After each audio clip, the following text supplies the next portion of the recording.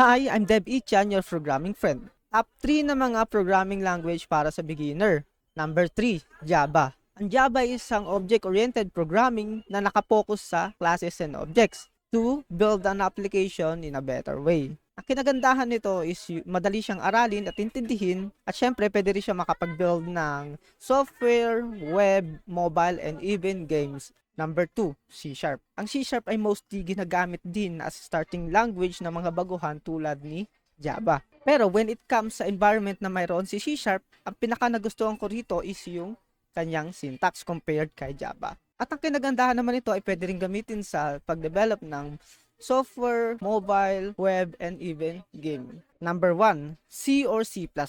Sa mga hindi nakakaalam, si C at C++ ay isa sa pinakamagandang programming language kapag nag-uumpisa ka pa lang. Bakit? Si C at C++ ay isang high-level programming language. It means, natural lang na mahirapan kayo nito sa una pag inaral nyo ito. Sa benefits naman tayo. Dito mo makukuha ang fundamentals at ma-enhance ang iyong logical, critical, analytical, and algorithms.